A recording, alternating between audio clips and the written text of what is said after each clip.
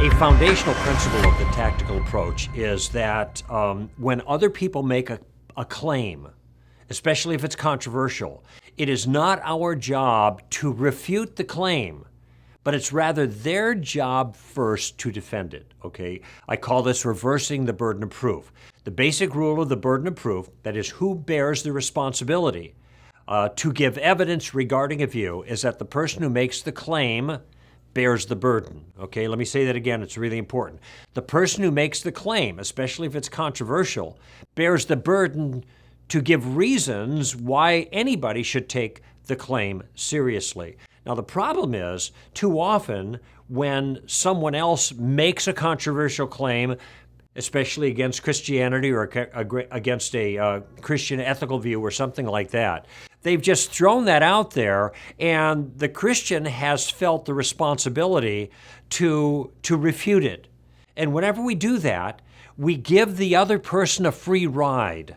That is, they just throw down the gauntlet, so to speak. The gauntlet is a glove from medieval times, and you throw down the gauntlet, the knights. This was a challenge, right? You throw down the challenge by giving an alternate point of view, and then they back off like they don't have to now defend it. They win just because they entered the fray, as it were, by offering their point of view. And we let them go at this, and we've taken the responsibility on ourselves. And if we can't resolve the issue, we can't refute the point of view, then we kind of walk away in a dejected fashion without realizing that we've let them off the hook in an inappropriate way.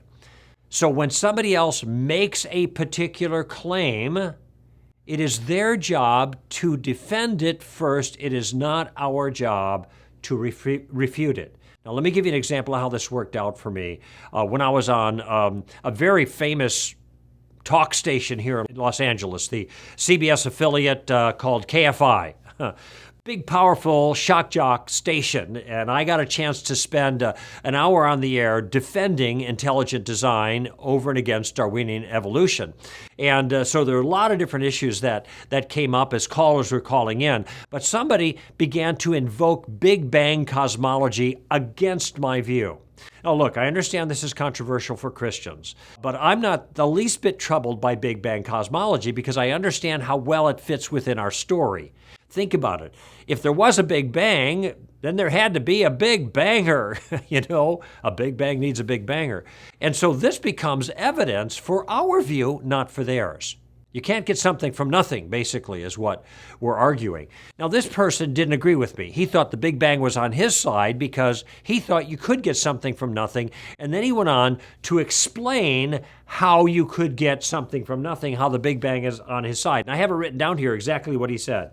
Here's what he said. He said, you could start with a base of nothing, and then you could say that there was nothing but an infinite continuous moment until one tiny little insignificant thing happened. A point happened in the nothingness. Well, that's the problem, isn't it? How do you get a point in the nothingness? Maybe if it's a really small point, it's easier. I don't know. But he continued. He said, this requires no intelligence. So no intelligent God had to intervene.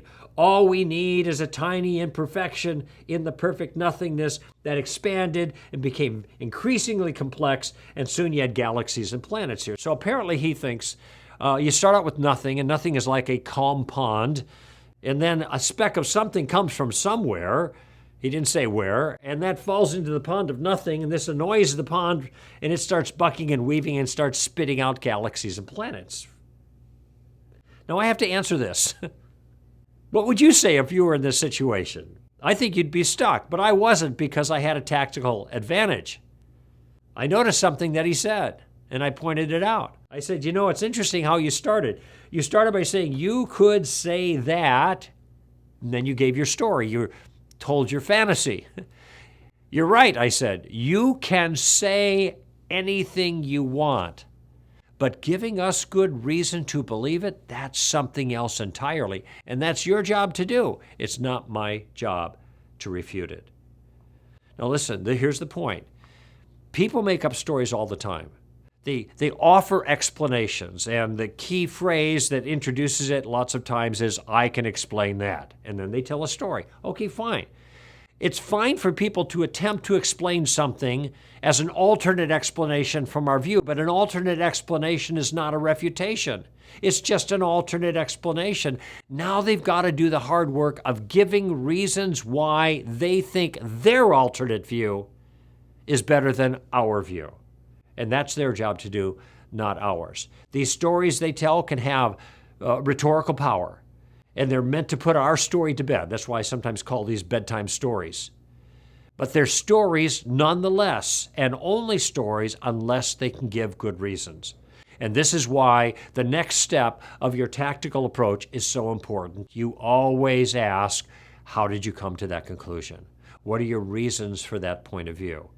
And then you throw the ball back to them to attempt to give some reasons for their view. And if they don't have any reasons for their view, just like this guy on the radio show, then we have no obligation at all to take that view seriously.